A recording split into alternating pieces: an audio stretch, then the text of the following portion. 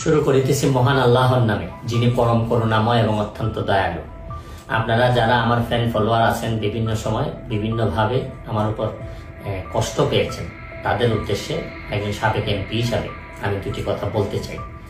আমি আপনাদের এই সংস্কার, কোটা সংস্কার যে আন্দোলন, এই আন্দোলনে বা বৈষম্য বিরোধী ছাত্র আন্দোলন, এই আন্দোলনে কোটা সংস্কারের জন্য আমি সবসময় আপনাদের সাথে ছিলাম এবং এটাতে যারা আহত নিহত হয়েছেন তাদের পক্ষেও, এই বিচারের পক্ষেও আমি ছিলাম। কিন্তু আমার ব্যর্থতা হচ্ছে কি, আমি আপনাদেরকে বুঝাইতে পারি নাই। এটার জন্য আমি সম্পূর্ণ ব্যর্থ হয়েছি এবং আমি এই ব্যর্থ হওয়ার জন্য আমার যারা ফলোয়ার আছেন, যারা আমাকে নিয়ে প্রত্যাশা করেছেন, সবার কাছে আমি দুঃখ প্রকাশ করতেছি। আমি আপনাদেরকে আরেকটি কথা বলতে চাই। এখন যে কাঠামোগত সংস্কার আপনারা চাচ্ছেন, দেখেন এই সংস্কারের জন্য আমি বহু বছর আগে থেকে কাজ করে যাচ্ছি। আপনারা দেখেন এই দুর্নীতির বিরুদ্ধে যুদ্ধ গত 15 বছরে আপনারা যে 2-3 জন মানুষ দুর্নীতির বিরুদ্ধে সোচ্চার ছিলেন, এর মধ্যে হয়তো আমাকে একজন আপনারা পাবেন। আপনারা জানেন যে আমি এসালামের বিরুদ্ধে নিজে বাদী হয়ে মামলা করছি টাকা পাচারের জন্য। আপনারা জানেন যে আওয়ামী লীগের বর্তমান কমিটির যিনি প্রচার সম্পাদক আব্দুল সুবহান গোলাপ, তার আমেরিকাতে 9 বাড়ি থাকা নিয়ে আমি নিজে বাদী হয়ে মামলা করছি।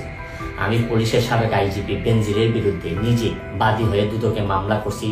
মহান সংসদে আমি তার বিরুদ্ধে বক্তব্য দিছি। মতিউর যে কর কমিশনার মতিউরের বিরুদ্ধে আমি মামলা করছি। আমি সালাম মুর্শিদের বাড়ির নিয়ে মামলা করছি। আমি সালাউদ্দিন, কাজী সালাউদ্দিন যে ফুটবলের দুর্নীতি নিয়ে আমি কথা বলছি। ওসি মুয়াজ্জেমের বিরুদ্ধে আমি নিজে মামলা করছি, করে তার 8 বছরের সাজা হয়েছে ডিজিটাল নিরাপত্তা আইনে। আপনারা জানেন যে জীবনে যত ঝুঁকি ছিল, আপনারা জানেন যে কোটা আন্দোলন শুরু হওয়ার 2 সপ্তাহ আগে আমি প্রেস কনফারেন্স করে বলতে বাধ্য হয়েছি, আমি জিডি করছি যে আমার জীবনের উপর হুমকি আছে এইসব দুর্নীতির বিরুদ্ধে প্রতিবাদ করতে গিয়ে। সুতরাং আমি এই যুদ্ধে সবসময় চেষ্টা করছি।